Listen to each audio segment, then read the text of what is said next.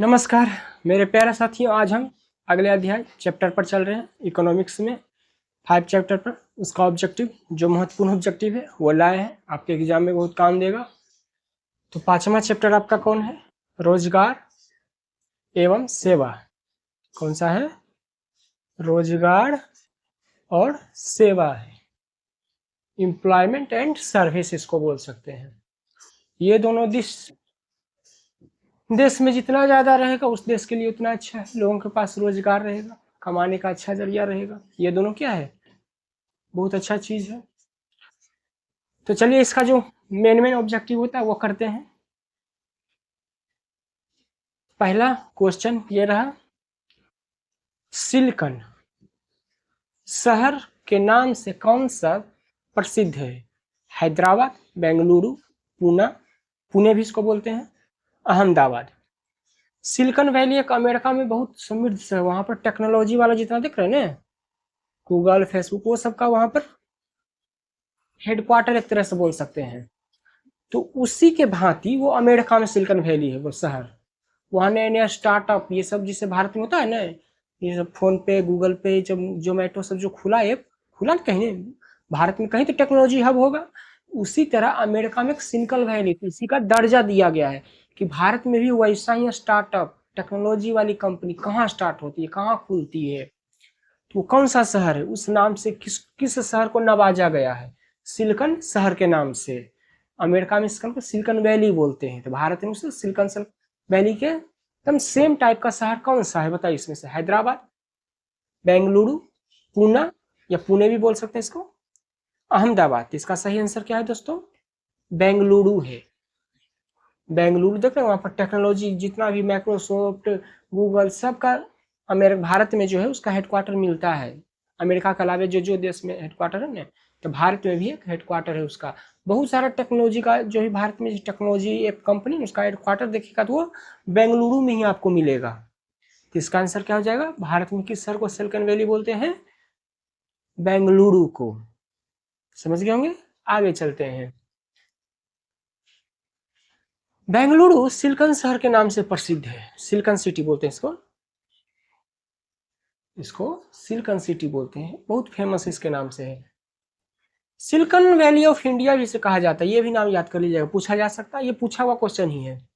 जाना जाता है क्योंकि ये भारत में सूचना प्रौद्योगिकी मतलब इंफॉर्मेशन टेक्नोलॉजी, आईटी, जितने भी टेक्नोलॉजी वाली कंपनी उनका हेडक्वार्टर, अधिकतर कंपनी का आपको कर्नाटक की राजधानी बेंगलुरु में मिल जाएगी आपको। यहाँ उद्योग का क्या प्रमुख केंद्र है, टेक्नोलॉजी वाली कंपनी होती है ना, वो वहां पर है ज्यादा, बेंगलुरु में। सुने इसलिए फेमस भी है इसका, इसी नाम थोड़े सिलिकन वैली रख दिया गया। भारत में जितने भी टेक्नोलॉजी वाला कंपनी अधिकतर वहीं से स्टार्टअप हो रहे हैं, क्योंकि वहाँ पर वैसा माहौल बना गया, स्टार्टअप जैसा ही माहौल है वहाँ पर। वहाँ फंडिंग, आप जाइएगा, टेक्नोलॉजी में इच्छा है तो आप वहाँ पर पढ़कर टेक्नोलॉजी वाला काम कर सकते हैं। इसका आंसर सर क्या हो जाएगा? B number. बेंगलुरु को क्या है? सिलिकन सिटी के नाम से जानते हैं भारत में। दूसरा देखिए, कृषि क्षेत्र में पाई जाती है पूर्ण बेरोजगारी, छुपी हुई बेरोजगारी, बेरोजगारी या उप बेरोजगारी। बताइए इसमें से। बहुत आसान है, बहुत बार पूछा भी गया क्वेश्चन है ये। कृषि में किस तरह का बेरोजगारी छुपा है? तो कृषि में छुपी हुई बेरोजगारी है, इसके बारे में देखिए बता देते हैं। कई बार बताएं, फिर सुन लीजिए। जैसे आपके दादा परदादा के पास मान के चलते हैं, आपके जो ऊपर वाले जो भी थे, मान लेते हैं आपके दादा के पास 20 बीघा खेत था, 20 बीघा, ठीक ना, 20 बीघा खेत था। अब इनके कितने हुए? 5 बेटे मान लीजिए, 1 2 3 4 5। इनके कितने हुए लड़के? 5, क्योंकि पहले का आदमी देखते बहुत सारे परिवार होते थे ज्वाइंट फैमिली में, तो बहुत बच्चे होते थे। इनका अब ये 5 बीघा, सोचिए 5 आदमी बटेगा तो कितना बच जाएगा? 4 4 बीघा हो गया, 4 इधर 4 इधर 4 इधर 4 इधर, आओ 4 4 बीघा सबको मिल गया। तो देखिए कहाँ था 20 बीघा, अब कहाँ गया? 4 4 बीघा। अब ये सब आदमी के भी तो 2 2 3 3 4 4 वो होगा, ये सबका भी देखिए 4 4 बीघा बटा ने। तो ये 4 बीघा को फिर बागेगा तो एक एक एक में बट जाएगा ना, ये सब बढ़ते चल जाएगा, छोटा हो गया जमीन, आदमी तो बढ़ते चल गया। अब देखिए सभी आदमी क्या यही खेत में अब काम कर रहा है, ये जो छोटा छोटा टुकड़ा हो गया जमीन, अभी इसी में आदमी क्या कर रहा है, काम कर रहा है। आदमी तो काम भी कर रहा है, मगर 1 बीघा में क्या वो 5 आदमी 10 आदमी के चलाने भर अनाज या जितना पैसा आ सकता है, नहीं आ सकता है। तो इसी को क्या बोलते हैं, कृषि माने खेती को क्या होता है। हाँ 100 बीघा है 50 बीघा है उसमें की कोई दिक्कत नहीं है, उसमें करेंगे तो फायदा होगा सभी का, सबको मिलेगा। मगर 1 बीघा में 10 आदमी मिलकर काम करेगा तो वो क्या हो जाएगा, किसी को मिलेगा कुछ हो, कुछ नहीं मिलेगा। तो वही उसी को क्या बोलते हैं, कृषि को क्या बोलते हैं, छुपी हुई बेरोजगारी, छिपी हुई बेरोजगारी। मतलब काम भी कर रहे हैं मगर जितना रिटर्न चाहिए परिवार चलाने के लिए, घर चलाने के पैसा उतना नहीं मिल रहा है ऐसे, इसी को क्या बोलते हैं, कृषि को छिपी हुई बेरोजगारी। इसका आंसर क्या हो जाएगा, बी। छिपी हुई बेरोजगारी, डिस्गाइज अनएम्प्लॉयमेंट क्या है। छिपी हुई बेरोजगारी ऐसी स्थिति है जहां लोग काम करने तो लगते हैं, मतलब काम करते तो लगता है कि अच्छा खेत में तो काम कर ही रहा है, मगर सर इससे क्या है, सबका जीविका कि हर किसी का आदमी की इच्छा होता है ये चाहिए वो चाहिए, तो मगर वो काम करेगा तो इतना रिटर्निंग उससे इनकम आएगा तभी ना होगा। अब 1 बीघा में 10 आदमी काम करेगा तो उसमें कितना सबको मिल जाएगा, थोड़ा थोड़ा मिलेगा, इससे क्या होगा, घर नहीं सही से चल पाएगा, आदमी अपना ही ना आजकल खर्चा नहीं निकल पाएगा, वही दिक्कत हो रहा है। लेकिन उनकी सीमांत उत्पादन मार्जिनल प्रोडक्टिविटी शून्य होती है, बहुत कम होती है। अतः इसका मतलब है यदि उन अतिरिक्त श्रमिकों को उस काम से हटा, जैसे 1 बीघा मान के चलिए, एक आदमी अगर मान एक ही आदमी अगर टेक्नोलॉजी का थोड़ा सा यूज करेगा सही से, तो एक आदमी आराम से 100 बीघा 50 बीघा कर सकता है मशीन के द्वारा, और अगर चाहेगा तो कुछ और 10-5 आदमी जोड़ सकता है उसमें कोई दिक्कत नहीं है। मगर 1 बीघा में 10 आदमी लगेगा तो उसमें किसी को कुछ मिलेगा, कुछ नहीं। तो वही यहाँ पर कह रहा है, देखने में लगेगा अभी काम हो रहा है मगर उसमें इनकम नहीं हो रहा है, तो क्या करना पड़ेगा, वो जो 10 को आदमी कर रहा है ठीक है 1 बीघा में, उसको 10 को हटा दे और भी दूसरा काम में लगा दे, एक आदमी को वहाँ पर छोड़ दे जिसको खेती करना है, और भी दूसरा जमीन ले ले, अपना ले ले या किराए पर जमीन लेकर 5 बीघा 10 बीघा पट्टा करे एक आदमी, तब देखिए एक आदमी को आराम से खेती भी कर लेगा, उसका आमदनी भी आ जाएगा, और जो 9 आदमी है दूसरा काम कर ले तो उसको भी कुछ फायदा हो जाएगा। इसलिए क्या है, कृषि में आदमी भी लगल है, उसको फायदा भी नहीं हो रहा है, इस कारण से आदमी और पीछे हो रहा है, खेत बढ़ते बढ़ते छोटा होने के कारण, जनसंख्या बढ़ने के कारण उत्पादन की कुल मात्रा पर कोई प्रभाव नहीं पड़ेगा। सही बात है, अब 1 बीघा में आप एक आदमी काम कीजिए तब भी उतना ही उपजेगा, और 100 आदमी काम कीजिएगा तब भी उतना ही उपजेगा, उत्पादक पर थोड़े बढ़ेगा या थोड़ा बहुत बढ़ेगा। जहाँ एक आदमी को 1 बीघा में जितना अनाज जो मिलेगा, अब उसमें बांट दीजिए, 10 आदमी 15 आदमी काम कर रहा है, 1 बीघा में जो उपजेगा बांट दीजिए, इसको कितना मिलेगा, कम ही नहीं मिलेगा। उदाहरण, कृषि क्षेत्र में एक छोटे खेत में जितने श्रमिकों की वास्तव में आवश्यकता होती है उससे कहीं अधिक लोग, जैसे एक ही परिवार के सदस्य काम करते हैं, अभी वही बोल रहे थे।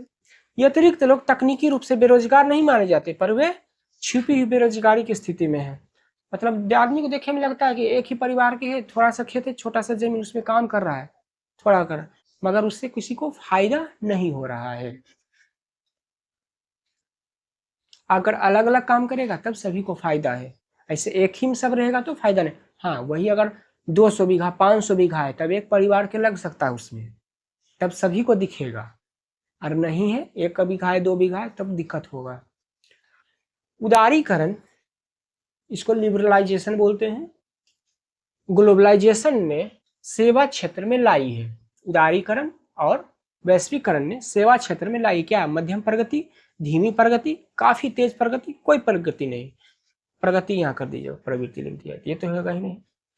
काफी तेज आया 1991 में जब भारत में एलपीजी आया, लिबरलाइजेशन, ग्लोबलाइजेशन और प्राइवेटाइजेशन, मतलब उदारीकरण, वैश्वीकरण और निजीकरण। पहले सभी चीज सरकारी तंत्र के अंदर काम करता था तो बहुत दिक्कत होती थी, तो सरकार क्या किया, और नुकसान भी हो रहा था, तो सरकार क्या किया, सभी चीज को प्राइवेट को देना शुरू कर दिया। और देखते हैं सरकार हर चीज प्राइवेट कर रही है, हर चीज धीरे धीरे, क्योंकि सरकार चलाएगी या कंपनी फैक्ट्री चलाएगा, आदमी कोई एक ही चीज नहीं देख सकता है। और ऊपर से करप्शन अलग होता है, सरकारी चीज में जानवे करते हैं, करप्शन छुपा हुआ नहीं है, भ्रष्टाचार। तो जब उदारीकरण आया और वैश्वीकरण आया तो सेवा क्षेत्र में क्या हुआ, काफी वृद्धि हो गई, नौकरी, आईटी सेक्टर में इंजीनियर, डॉक्टर, देखते हैं मांग कितना बढ़ गया। सिविल इंजीनियर, हर तरह का काम सर्विस वाला ज्यादा प्रगति बढ़ गया। देखते हैं भारत का आदमी जो जो बड़े बड़े कॉलेज में पढ़ते हैं, तो जो बड़े बड़े दुनिया का आते हैं कंपनी वाले, देखते हैं उसको उठा के बड़े बड़े पैकेज पर ले जाते हैं कि नहीं काम करवाने के लिए। तो बस सेवा क्षेत्र में क्या हुआ, काफी तेजी आया। यही चीज है। आगे देखिए 4 नंबर, नरेगा। पहले इसका नाम नरेगा था, अब इसका नाम मनरेगा कर दिया गया है। इसी को क्या कर दिया गया है, मनरेगा। ये नरेगा जो है, गांव में लोग बेरोजगार होते हैं, कभी सीजनल होता है काम, कभी बाढ़ आ गया, कभी कुछ आ गया, तो बेरोजगारी को सरकार हटाने के लिए यहाँ पर क्या करवाती है, लोगों से काम करवाती है। ऐसे क्या, इसमें इसमें भी बहुत सारा करप्शन होता है। आदमी देखते हैं क्या करता है, गड्ढा खोदेगा भरेगा, खोदेगा भरेगा, वही का काम है, बस पैसा बर्बाद। ये हमको लगता है सरकारी पैसा बर्बाद करे लिए स्कीम बनवाया है ये। अब तो सरकार ही जाने इसमें काम क्या दिखता है। वही देखते होंगे गांव में सब जाता है काम करने, इसमें कार्ड बनता है इसका, नरेगा कार्ड। इसी को मनरेगा कर दिया गया है। बनाई गई किसके लिए बनाई गई थी, शहरी क्षेत्रों के लिए, शहर में कई आदमी काम करेगा, महानगरों के लिए, ग्रामीण क्षेत्रों के लिए, गांव के लिए। नरेगा किसके लिए बनाई गई थी, गांव में पहले उतना रोजगार की सुविधा नहीं था, तो लोग शहर जा शिफ्ट हो रहे थे, तो वही शिफ्ट को रोकने के लिए सरकार क्या है, यहाँ तक देख लीजिए बढ़िया से दिख रहा होगा, सरकार क्या किया, गांव में लोगों को पलायन रोकने के लिए वहीं रोजगार की व्यवस्था करवाई। और जैसे मजदूरी होता है ना, दिन का दिहाड़ी, उसी के अनुसार इसमें काम करता है आदमी सुबह से शाम तक, इसको दिन भर का अटेंडेंस लगाने के बाद पैसा मिल जाता है काम के बाद। अब कितना दिन पर मिलता है, अब तो वही ठेकेदार जाने जो ठेका लेता है सब काम करवाने का। तो इसका आंसर सी नंबर हो जाएगा, 4 का सी। ग्रामीण क्षेत्र के लिए नरेगा किसके लिए बनाया गया था, गांव के लिए। आगे देखिए नरेगा किसमें, इसको मनरेगा बना दिया गया है। नरेगा से खाली एमजी जोड़ दिया, पहले नरेगा था, ये नरेगा में एमजी, महात्मा गांधी जोड़ दिया है। आगे देखिए जवाहर रोजगार योजना लागू कब हुई थी, बताइए इसमें से, 1989, 1990, 1988, 1987, बताइए इसमें से कौन है, ए बी सी, बताइए तो इसका सही आंसर क्या है, 1989, 1989 में। इसको नवासी पढ़ते हैं, 8 पर 89 के बाद 90 होता है। तो जवाहर रोजगार कब शुरू हुआ था, 1989 में, 1989 में शुरुआत किया गया था इसको। 1 अप्रैल डेट भी याद कर लीजिएगा, 1989 को जवाहर रोजगार शुरू किया गया था।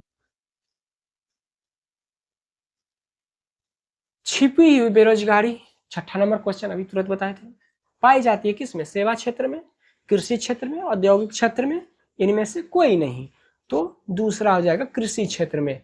देखते हैं क्वेश्चन को उलट पलट कर रहा है, एक ही क्वेश्चन को, ये वाला था कृषि क्षेत्र में पाई जाती है छुपी बेरोजगारी, था नहीं लिखा हुआ, अब छिपी बेरोजगारी किसमें पाया जाता है, कृषि क्षेत्र में, तो यही इसका आंसर हो जाएगा बी नंबर 6 का। साथ में देखिए भारत में कॉल सेंटर बहुत है, बीपीओ बोलते हैं इसको।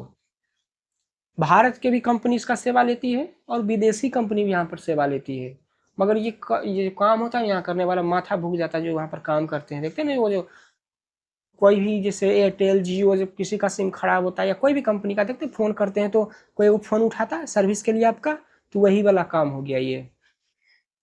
भारत में कॉल सेंटर की संख्या स्थिर है, घट रही है, बढ़ रही है, तीनों। तो अभी देखिए इसका कुछ, इसको बारे में कुछ बताते हैं, पहले देख लीजिए क्वेश्चन, साइड हट जाते हैं। अब बुक के आंसर यहाँ पर आंसर हो जाएगा बढ़ रही है, क्योंकि पुराना डाटा है, पहले ये काफी फल फूल रहा था, पहले के अनुसार ये काफी फल फूल रहा था, बढ़ रहा था, इसके अनुसार बुक के अनुसार बढ़ रहा है, मगर अभी के संदर्भ में कीजिएगा तो ये थोड़ा सा श्रिंक हो रहा है, मतलब कम हो रहा है, थोड़ा, उतना नहीं कम हो रहा है, थोड़ा कम हो रहा है। क्यों, क्योंकि इसके जगह पर एआई, आर्टिफिशियल इंटेलिजेंस, अब देखिएगा चैटबॉट, अब देखिएगा बड़ा बड़ा बैंक जो है या बहुत बड़ी जो कंपनी है वो देखिए उसमें से चैटबॉट दे देता है, मतलब उसमें जो आप लिखिएगा ना मैसेज की तरह, तो उसका रिप्लाई वो वही का आदमी कर देगा, फोन करने की उतना जरूरत भी अब नहीं पड़ती है, बहुत सारे कंपनी उसी के AI ला दिया, मतलब आप जो लिखिएगा उसमें टाइप कीजिएगा, उसका वो जवाब देते जाएगा आपको। देखे होंगे बहुत सारी कंपनियां अब AI ला देती है, उसके कारण ये कंपनी नौकरी जो कॉल सेंटर वाला, यहाँ पर पहले हर कंपनी अपना कॉल सेंटर बनाती है, मतलब कोई सामान में दिक्कत हो गया तो कहाँ फोन कीजिएगा, तो यही कंपनी देखते एक नंबर देती है, तो आप उस करते तो कौन उठाता है, ये कॉल सेंटर वाला ही उठाता है ना, वहाँ लड़का लड़की जो भी काम करता है वो उठाता है। दिन भर यहाँ फोन बजती रहते घंटी रदम, किसी को हर किसी को समस्या रहती है, हर कंपनी का एक कॉल सेंटर होता है, जरूरी होता है रखना, क्योंकि सर्विस दीजिएगा तो कुछ ना कुछ तो दिक्कत आएगा ही, तो फोन करेगा ही, तो फोन यही उठाता है कॉल सेंटर में। तो पहले काफ़ी था, ये बढ़ रहा था, मगर अब थोड़ा सा कम हुआ है, क्यों, AI आ गया इसकी जगह पर, अब आर्टिफिशियल इंटेलिजेंस को जोड़ दिया गया है, तो आदमी को उतना जरूरत नहीं पड़ता है। आपको जरूरत है फोन कीजिए, देखते हैं आजकल कंप्यूटर ही जवाब दे देता है आपके बदले। जैसे पैसा निकालने ATM का काम करते हैं कि नहीं, तो आदमी कम कर दिया कि नहीं, बैंक में ऑनलाइन UPI कर देते हैं, तो आदमी का बैंक में जरूरत कम कर होगा कि नहीं होगा, वैसे ही यहाँ पर भी अब चैटबॉट ला दिया, इससे क्या थोड़ा सा बेरोजगारी बढ़ेगा आदमी में, और क्या बढ़ रही है, बुक के अनुसार आंसर मारिएगा बढ़ रही है, मगर अभी आधुनिक के अनुसार जब AI आ गया तो कम रही है, थोड़ा सा, उतना भी नहीं कम रही, थोड़ा मान के चलिए कम ही है कॉल सेंटर में। शुरू में तो इसको BPO बोलते हैं, शुरू में क्या भी बोलते हैं, बिजनेस प्रोसेस आउटसोर्सिंग। कंपनी क्या करती, हम भी खोल सकते हैं, आप भी कॉल सेंटर खोल सकते हैं, और कंपनी वाले हैं इसमें से इंग्लिश आपको, मतलब इसमें आदमी भाषा बोला रखना पड़ेगा, इंग्लिश बोलने वाला, मराठी, वो सब समझने वाला, सब चीज़ आदमी यहाँ पर ही काम करता है, ग्रुप बाय ग्रुप। ये इस राज्य को देखेगा, से इस राज्य का फोन आएगा तो ये वाला आदमी मैनेज करेगा, इसे करके बना दिया जाता है यहाँ पर। जैसा अपना कंपनी रहता है वैसा अपना कॉल सेंटर अपना आउटसोर्सिंग करता है। अमेरिकन कंपनी भी यहाँ पर भारतीय से ही सेवा लेती है कॉल सेंटर का। पहले अमेरिकन अगर कोई भी कंपनी है, क्योंकि सस्ता पड़ता नहीं यहाँ पर आदमी को रोजगार देना, विदेश के तुम विदेश में महंगा पड़ेगा कॉल सेंटर लेगा, तो भारतीय आदमी को ये सब ज़्यादा आता है, तो इसमें फ्रॉड भी बहुत सारे होते हैं आजकल। वर्तमान में AI मतलब आर्टिफिशियल इंटेलिजेंस का क्या कमी हो रहा है, जो बता दिए पहले ही। आउटसोर्सिंग का सर प्रमुख क्षेत्र है, मतलब कौन सा देश है इसमें से। आउटसोर्सिंग मतलब क्या होता है समझ लीजिए, इसको बता देते हैं। आउटसोर्सिंग मतलब होता है जैसे आपको घर बनाना है, कैसे ठेकेदार के खोजते हैं कि हमारा काम कर दे, खोजते हैं ना, जैसे आपको घर बनाना है, ठेकेदार खोजते हैं कि नहीं, मिस्त्री खोजते हैं कि नहीं, तो इसी को आउटसोर्सिंग बोलते हैं। आपको आपके पास पैसा होना चाहिए, कोई से काम सर्विस सेवा लेने के लिए, काम करवाने के लिए, घर बनवाने के लिए, जो घर बनाता है मिस्त्री वो सब खोजते हैं पैसा से, आउटसोर्सिंग करते हैं ना। तो वैसे यहाँ पर हो गया, बड़े बड़े कंपनी जो होते हैं वो क्या आउटसोर्सिंग करते हैं, मतलब उनको काम करने के लिए लेबर चाहिए, मजदूर चाहिए, पढ़े लिखे, जैसा कंपनी वैसा मजदूर चाहिए उसको। तो क्या करते हैं, देश देखते हैं कि कहाँ का मजदूर एकदम इफिशियंट है, कमासुत है और वफादार होना चाहिए। ऐसे कि नहीं आज यहाँ काम करे, यहाँ हमारे कंपनी वाला सीख ले फिर दोस्त नहीं भागे ना, कैसा चाहिए इनको, वफादार। तो इसमें से आंसर दम आप तो समझ ही गए होंगे, दुनिया भर की कंपनी में कहाँ बेचारा आदमी काम करता है, भारतीय लोग, तो इसका आंसर क्या हो जाएगा, भारत है इसमें प्रमुख। देखते हैं यहाँ से गूगल, फेसबुक, माइक्रोसॉफ्ट, ओरेकल, सुने होंगे बहुत बड़ी कंपनी, दुनिया के अधिकतर कंपनी भारतीय जो IITian होते हैं, इंजीनियर होते हैं, उसी को उठा उठा कर ले जाते हैं, काम करवाते हैं। वही अगर यहाँ भारत अपना यहाँ पर वैसा इकोसिस्टम बना दे, थोड़ा फंडिंग दे दे, बजट बना दे वैसा, तो वो आदमी जो विदेश जाता है वो आदमी यहीं पर विकास ना करे, यहीं पर गूगल जैसा कंपनी, माइक्रोसॉफ्ट जैसा कंपनी नहीं बना सकता, बिल्कुल बना सकता है, मगर यहाँ का सरकार क्या है, करना ही नहीं चाहती है। जाइए ना, कोई बिजनेस शुरू करना है लोन लेने के लिए, या कोई देखिए कितना लंझड़ा बना कर रख ले सब सिस्टम में। तो आउटसोर्सिंग क्या होता है, कोई कंपनी है उसको मजदूर चाहिए, लेबर चाहिए, एक तरह से काम करने वाला, ऐसे आसानी होगी, इस मजदूर बोल रहे हैं काम करने वाला चाहिए, तो क्या करती है भारत जैसे देश से क्या करती है, ले लेती है। नेपाल से भी जाता है मगर भारत से बहुत ज़्यादा जाता है, देखते होंगे सुनते होंगे, सऊदी अरब, मिडिल ईस्ट, यूरोप, आप जहाँ जाइएगा आपको भारतीय आदमी काम मिल जाएगा, क्योंकि यहाँ पर उतना रोजगार ही नहीं है, वैसा इकोसिस्टम ही नहीं है। सरकारी नौकरी वाला देखिएगा आपको कैसा ऐठल यार काम बोलेगा, जैसा लगता है बेचारा वो वही देश चला रहा है, मनमानी कैसा करता है सरकारी आदमी, तो भारतीय हो जाएगा। तो वही सब तो देखते हैं आदमी यहाँ भारत छोड़ना भी कितना चाहता है, पैसा होता है भारत छोड़ के निकल जाता है सीधे, लो रहो अपन कच्चा में जिसको रहना है। यहाँ का सिस्टम ही बहुत गलत बन गया है। और वो नेता नहीं करते हैं, जो जो सरकारी कर्मचारी है ना वो ज्यादा करते हैं। तो आउटसोर्सिंग भारत से सबसे ज्यादा होता है, यहाँ माहौल ही नहीं वैसा। भारत लंबे समय से व्यापार प्रतिक्रिया प्रक्रिया आउटसोर्सिंग बीपीओ और सूचना प्रौद्योगिकी आउटसोर्सिंग सेवाओं का वैश्विक नेतृत्व करता रहा है। ये जो बाहर भेज रहा है भारत में नहीं आता करवाने के लिए। अगर गूगल फेसबुक जैसा कंपनी भारत में, तो भारत में रोजगार नहीं होवे, भारत का दुनिया में नहीं होवे। अभी अमेरिका क्यों भारत पर दबाव बना रहा है? वही सब कंपनी कारण। अभी गूगल भारत से निकाल रहा है, भारत को पता चल जाएगा क्या होता है। देश का विशाल कुशल अंग्रेजी बोलने वाला कार्यबल। तब देखिए मैं तो कितना बढ़िया से लिख रहा है, जैसा लगता है गौरव वाला काम हो रहा है। परिचालन लागत मतलब यहाँ पर कम लागत, मतलब कम। अगर जो अमेरिकन कंपनी अमेरिकन को उठाएगा ने, तो उसको मान के चलिए अगर 1 करोड़ देना पड़ रहा है, तो भारतीय आदमी लेगा ना वही काम के लिए 10 लाख में हो जाएगा। तो सोचिए एक आदमी को 90 लाख बच रहा है, तो क्यों नहीं उठाकर आदमी ले जाता है यहाँ से, काम करवाता ले जाकर। यहाँ का आदमी बेचारा खुश रहता है कि हम अमेरिका में काम कर रहे हैं, दोनों का काम हो रहा है। और मजबूत तकनीकी बुनियादी ढांचा, वो सब जो आईआईटी है वो सब में बहुत बढ़िया पढ़ाई होता है। यहाँ सकते हैं बड़े अच्छे अच्छे नीट जे डॉक्टर पढ़ते हैं वो सब विदेश निकल जाते हैं, अच्छे पैकेज, अच्छे वेतन, अच्छा पैसा मिलता है वहां पर काम करने का। घूस लेने का मौका ही नहीं मिलता है। इतना वहां पर पैसा मिल जाता है कि दोसर से आप ले जरूरत नहीं पड़ेगा, इतना पैसा दे देगा। यहाँ पर ही जो सरकारी घूस लेता क्यों लेता है? वेतन कम है, मजदूरी कम है, दिन भर काम करता है, इतने पैसा मिलता है, उसको चलाना है, महंगाई का समय है, तो घूस ले लेता है, क्या करे वो भी। इसे दुनिया भर की कंपनियों के लिए आउटसोर्सिंग का सबसे आकर्षक गंतव्य भारत को क्या बना दिया गया है?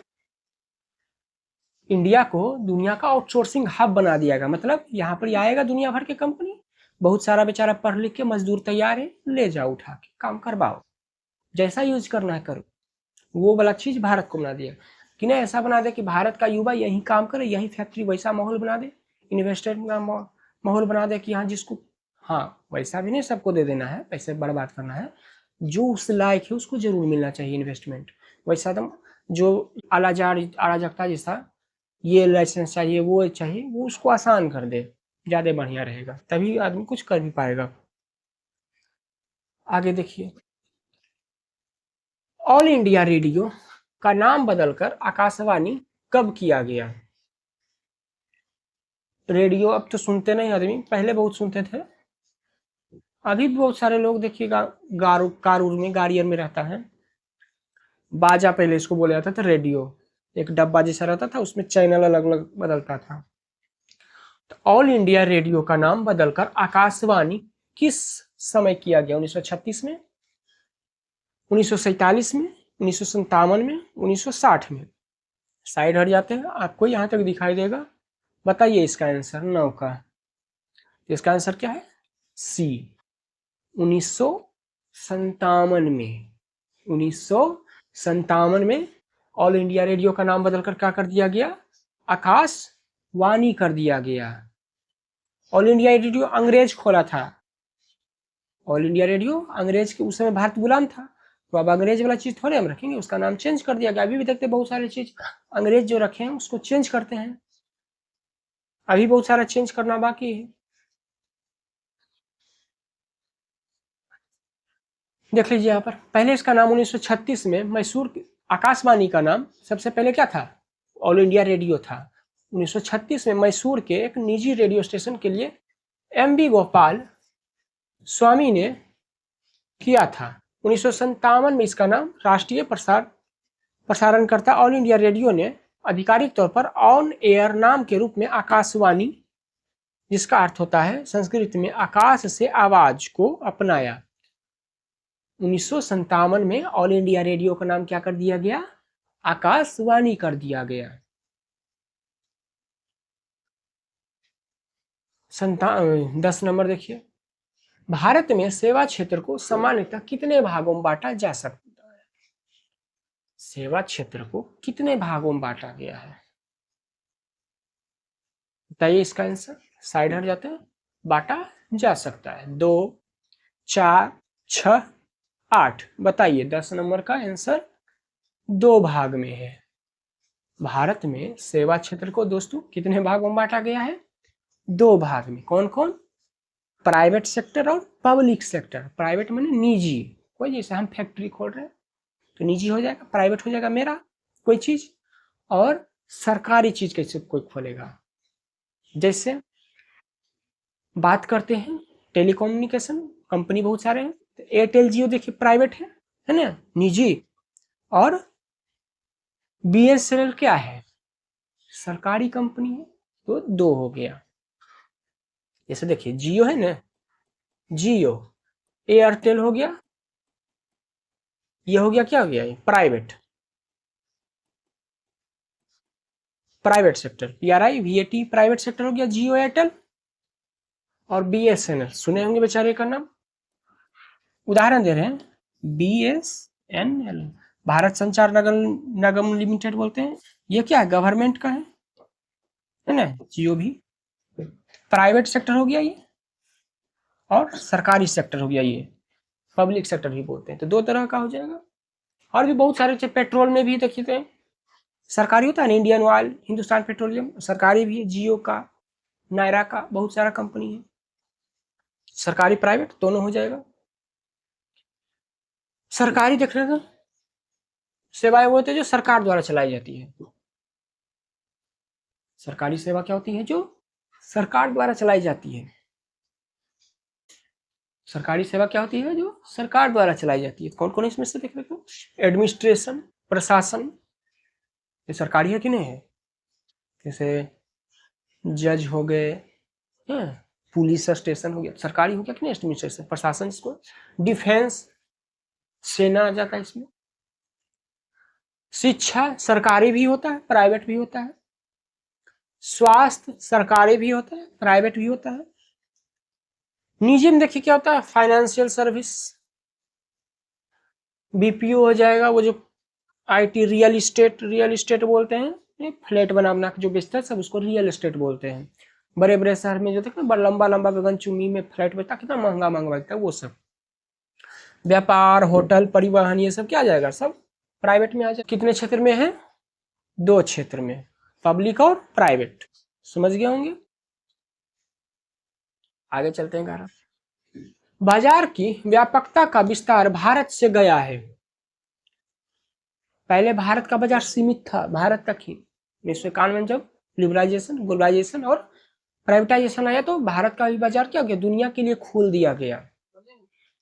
तो पूरी दुनिया हो जाएगा, सी आंसर इसका। पूरा यूरोप, पूरा एशिया नहीं, पूरा दुनिया में भारत का बाजार क्या हो गया? फैल गया है पूरे दुनिया। सेवा क्षेत्र विशेषकर आईटी और बीपीओ के माध्यम से भारत का उदय एक वैश्विक घटना हुआ है। भारत का देखते हैं जो इंजीनियर होता है, डॉक्टर होता है, दुनिया भर में जाते हैं। फिर आउटसोर्सिंग भी भारत से दुनिया भर के लोग करते हैं। भारतीय कंपनियां और पेशेवरों ने न केवल एशिया, यूरोप, बल्कि उत्तरी अमेरिका सहित पूरी दुनिया में बाजारों की अपनी पहुंच बनाई है। भारत को अक्सर दुनिया के लिए आउटसोर्सिंग किंग के रूप में जाना जाता है, जो यह दर्शाता है कि भारतीय बाजार और उसकी कार्यक्षमता का प्रभाव किसी एक क्षेत्र तक सीमित नहीं। मतलब भारतीय जो टैलेंट है वो दुनिया भर में लोहा मनवा चुका है। 12 देखिए, मॉल का नाम सुने होंगे। उपलब्ध कराता है वस्तुएं एक ही स्थान पर, कुछ वस्तुएं अलग अलग स्थान पर, कुछ चुनी हुई वस्तुएं। पहले मॉल के बारे में जान लीजिए। मॉल गए होंगे, कभी देखते होंगे, बड़े बड़े होते हैं, एक तरह से बड़ा दुकान। वहां पर मॉल में क्या होता है? एक ही छत के नीचे सारा सामान मिल जाता है आपको। एक ही छत के नीचे मॉल में सारा आइटम, मतलब सारा सामान मिल जाता है आपको। इसका आंसर क्या हो जाएगा? ए। एक ही स्थान पर सारा सामान, सुविधा मुहैया कराना। मगर यही होता है कि मॉल में थोड़ा सामान महंगा मिलता है। तो आंसर क्या हो जाएगा? ए नंबर। मॉल में क्या होती है? सारा सामान एक ही जगह उपलब्ध कराना। ए नंबर 12 का आंसर हो जाएगा। मॉल का उद्देश्य क्या होता है? एक ही जगह सारा सामान उपलब्ध कराना, सारा सर्विस, ताकि आदमी को पहले आज सामान लगे आदमी एक जगह यहाँ फिर वहाँ वहाँ होते रहता था, मगर अब एक ही जगह मिल जाता है। अच्छा, मॉल का कल्चर देखिए बड़ी तेजी से फैल रहा है। हर शहर में देखिएगा तब मॉल फैलते जा रहा है। छोटे दुकान बेचारों को नुकसान होता है इससे, तो वो सबसे भी थोड़ा ध्यान दीजिएगा। छोटे दुकान मरे नहीं, नहीं तो मॉल वाले का मनमानी इतना बढ़ जाएगा कि आप फिर सोच नहीं सकते हैं। मॉल में देखते हैं जितना दाम रहता है उतना देना ही पड़ेगा। छोटे दुकानदार होते हैं उनको कम भी रहता है तो बेचारे कुछ कम कर भी देते हैं, मगर वो सब तो सुनता है नहीं सुनता है। मानव पूंजी का प्रमुख घटक कितने हैं? 6, 4, 5, 8, कितने? 13 का बताइए, साइड हट जाते हैं। 5 है। मानव पूंजी के प्रमुख घटक कितने हैं? 5 हैं। कौन कौन है देखिए, जान लेते हैं। 5 प्रमुख घटक कौन कौन है? पहला शिक्षा। पहला कौन है? शिक्षा। ये प्राइवेट भी हो सकता है, प्राइवेट स्कूल और सरकारी स्कूल दोनों हो सकता है। स्कूल, कॉलेज, विश्वविद्यालय सब शिक्षा मात्र बताने की जरूरत है नहीं। स्वास्थ्य में तो हॉस्पिटल सरकारी भी आ सकता है, प्राइवेट भी आ सकता है। प्रशिक्षण, ट्रेनिंग सेंटर, या कोई भी जब काम करते हैं तो सबसे पहले क्या देखिएगा? सरकारी में भी ट्रेनिंग देता है, सिखाता है कि कैसा काम में है तो ऐसा सिखाता है। नहीं, प्राइवेट में भी ट्रेनिंग मिलता है। प्रवास, माइग्रेशन और इंफॉर्मेशन, सूचना। श्रम बाजार और अन्य निवेशों को अवसर पर हम जानकारी प्राप्त करने में किया गया खर्च भी क्या? मानव पूंजी का ही हिस्सा है। ये सब क्या है? 5 प्रमुख घटक हैं जो मानव पूंजी के निर्माण और विकास के में योगदान करते हैं। कौन कौन? शिक्षा, एडुकेशन जरूरी है, पढ़ा लिखा आदमी। स्वास्थ्य भी जरूरी है, ट्रेनिंग जरूरी है। जैसे पढ़ाई, जैसे कोई रेलवे ड्राइवर बनता है तो पढ़ लिख के तो जाता है वहां पर, मगर फिर भी देखते हैं उसको ट्रेनिंग देता है ना, कैसे कैसे क्या करना है। ट्रेन चलाने के लिए जाए, गाड़ी मोटरसाइकिल तो सीखते कि नहीं उसको चलाने के लिए, पढ़े लिखने के बावजूद भी। फिर माइग्रेशन, प्रवास, कंपनी देखते हैं कभी यहाँ कभी वहां भेजते रहती है कि नहीं? भेजती है ना प्रवासन। फिर इंफॉर्मेशन, सूचना, हमेशा नया नया तकनीक का नया नया चीज सीखते रहते हैं लोग, इंफॉर्मेशन लेते रहते हैं। तो 5 चीज हो जाएगा। मानव पूंजी के कितने घटक हैं? 5 हो जाएंगे। ये 5 हो जाएंगे, मिटा देते हैं ताकि आपको दिखे आसानी से। बोले ना, शिक्षा, स्वास्थ्य, प्रशिक्षण, प्रवास, सूचना। आप इसको चाहेंगे तो शॉर्ट आंसर लॉन्ग आंसर दोनों में लिख सकते हैं। यहां तक साइड जाते हैं ताकि आपको आसानी से दिखे। 14 नंबर देखिए, रोजगार एवं सेवा एक दूसरे के क्या है? ये क्वेश्चन पिछले चैप्टर में बहुत बार पूछा गया है। विरोधी है? नहीं। पूरक है? परस्पर है? हाँ। इसका आंसर क्या हो जाएगा? पूरक भी है और परस्पर भी है। डी आंसर हो जाएगा, बी और सी दोनों। इसका आंसर क्या हो जाएगा? डी नंबर, बी और सी दोनों हो जाएगा इसका आंसर। ये डी नंबर, बी और सी दोनों। 14 का बी और सी दोनों। रोजगार और सेवा एक दूसरे के क्या है? पूरक भी हैं और परस्पर भी हैं। वही चीज है। कॉम्प्लीमेंट्री, रोजगार का सृजन ही सेवा है प्रदान करने के लिए होता है। सेवा क्षेत्र में वृद्धि होती है तो लोगों को अधिक रोजगार मिलता है और अधिक रोजगार ही सेवाएं बेहतर होती है। परस्पर, इंडिपेंडेंट, म्यूचुअल, वे एक दूसरे पर निर्भर हैं। बिना रोजगार का सेवा नहीं होगा। बहुत एकदम सही बात है। और सेवा की मांग ही रोजगार को जन्म देती है। ये लाइन थोड़ा दोबारा देख लीजिएगा, दिमाग में आ जाएगा। नरेगा, देखिए यहाँ पर फिर था, आया ना? मैंने क्वेश्चन दोहराते रहते रहता है, आएगा कहाँ से? नरेगा एक कार्यक्रम है जिला स्तर पर, राष्ट्रीय स्तर पर, प्रांतीय स्तर पर, विश्व स्तर पर। जिला स्तर पर नहीं होगा, विश्व स्तर पर नहीं, भारत में चलता है। इसका सही आंसर क्या हो जाएगा दोस्तों? राष्ट्रीय स्तर पर। नरेगा जो है मतलब पूरे देश में चलता है। जितना भी राज्य, यूनियन, सगर हर जगह इसका मान्य है, क्योंकि ये सेंट्रल गवर्नमेंट द्वारा चलाया गया रोजगार प्रोग्राम है। ये मनरेगा, नरेगा था, इसका नाम मनरेगा कर दिया गया है राष्ट्रीय स्तर पर। बी नंबर आंसर हो जाएगा इसका। नरेगा का नाम अब मनरेगा हो गया, याद कर लीजिएगा बार बार। नरेगा नरेगा, ये पुराने डाटा के अनुसार, किताब के अनुसार इससे नरेगा लिखा हुआ, अब इसका नाम मनरेगा हो गया है। भारत सरकार द्वारा शुरू किया गया कार्यक्रम है जो पूरे देश में लागू होता है, मतलब राष्ट्रीय स्तर पर लागू होता है ये। इसका सही आंसर ये हो जाएगा, B number, B B. 16 number देखिए, ऊर्जा का मुख्य स्रोत कौन है इसमें से? कोयला, पेट्रोलियम, विद्युत, कौन इसमें से बताइए? ऊर्जा के मुख्य स्रोत क्या है? कोयला, पेट्रोलियम, विद्युत, इनमें से सही। कितना तो आसान आंसर है इसका। सभी से कोयला जला करके ऊर्जा मिलवे करता है, पेट्रोलियम से ऊर्जा मिलता ही है, विद्युत से ऊर्जा मिलता ही है, तो सभी हो जाएगा इसका आंसर डी। कोयला, पेट्रोलियम, विद्युत सभी से ऊर्जा मिलती है हमको। कोयला से देखिए बिजली बनती है, खाना बनता है, ऊर्जा मिलता है कि नहीं। पेट्रोलियम से गाड़ी डीजल से चलती है ना, उससे भी जनरेटर चलता है, ऊर्जा मिलती है उससे। इलेक्ट्रिसिटी से बहुत सारे काम होते हैं, उद्योग धंधे घर का बहुत सारा काम होता है, इलेक्ट्रिक सभी तो बिजली सब क्या है, ऊर्जा का ही स्रोत है सब। 17 नंबर देखिए, कौन सी सेवा सरकारी है इसमें से? शिक्षा, बैंकिंग, यातायात, स्वास्थ्य। तो इसमें से देख लीजिएगा, कंफ्यूजन है, 17 नंबर क्लियर कर देते हैं, ये पूछा हुआ क्वेश्चन है। ऐसे इसका आंसर हो जाएगा ऑल ऑफ दीज, इनमें से सभी। क्यों? क्योंकि देखिए सरकारी का मतलब क्या होता है, जो सरकार द्वारा चलाया जा रहा है। तो यहाँ शिक्षा जो है सरकार भी चलाती है और प्राइवेट सेक्टर भी होता है। सरकारी स्कूल नहीं सुने हैं, होता है कि नहीं, गवर्नमेंट स्कूल, प्राइवेट स्कूल। आप जो पढ़ रहे तो सरकारी स्कूल से नहीं एग्जाम देंगे, बिहार बोर्ड। और प्राइवेट भी होता है, सीबीएसई, होता है कि नहीं होता है। बैंकिंग भी देखिए क्या है, सरकारी भी है प्राइवेट भी है। बैंक भी सरकारी भी है प्राइवेट भी है कि नहीं, दो तरह का बैंक। एचडीएफसी सुनेंगे, आईसीआईसी, सब क्या है, प्राइवेट बैंक है। एक्सिस बैंक है ना प्राइवेट, सरकारी भी, एसबीआई, पीएनबी, ये सब है। यातायात में भी देखिएगा, सरकारी भी होता है बस और प्राइवेट भी होता है बस।